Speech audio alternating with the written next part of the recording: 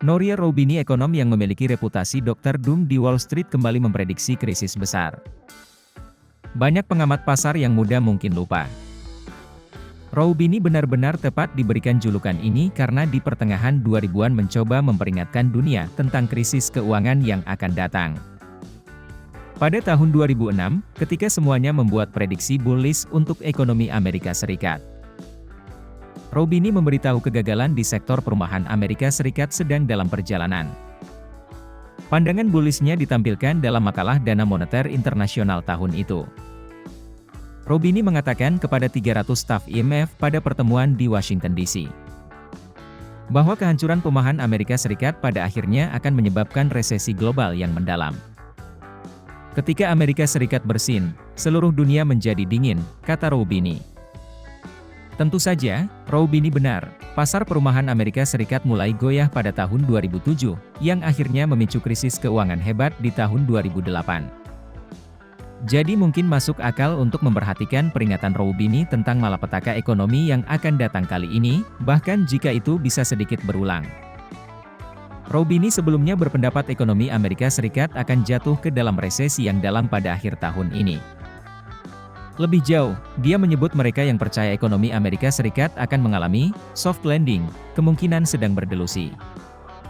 Sekarang, ekonom itu mengklaim Amerika Serikat tengah menuju krisis stagflasi yang tidak pernah kita lihat sebelumnya. Dalam analisisnya di Time yang diterbitkan pada Kamis pekan lalu, Roubini mengatakan kombinasi ekonomi beracun dari pertumbuhan rendah dan inflasi tinggi akan menyebabkan kepailitan dan krisis keuangan besar-besaran di seluruh dunia di tahun-tahun mendatang. Normalisasi kebijakan moneter yang cepat dan kenaikan suku bunga akan mendorong rumah tangga, perusahaan, lembaga keuangan, dan pemerintah yang sangat berpengaruh ke dalam kebangkrutan dan default, kata Roubini. Mengutip Business Insider, Roubini juga mencatat utang swasta dan publik sebagai bagian dari PDB global telah melonjak dari 200% pada 1999 menjadi 350% tahun ini. Roubini juga memperingatkan pejabat bank sentral tidak dapat berhenti menaikkan suku bunga dalam waktu dekat kalau tidak mau inflasi menjadi masalah yang akan terjadi terus-menerus. Pada dasarnya, Roubini percaya bank sentral terjebak situasi yang sulit karena inflasi yang terjadi saat ini.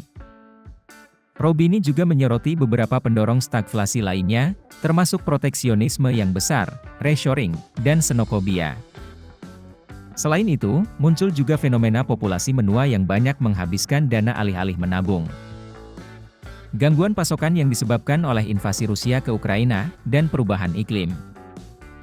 Investor perlu menemukan aset yang akan melindungi mereka dari inflasi, risiko politik dan geopolitik, dan kerusakan lingkungan. Ini termasuk obligasi pemerintah jangka pendek dan obligasi indeks inflasi, emas, dan logam mulia lainnya, serta real estate yang tahan terhadap kerusakan lingkungan, kata Roubini.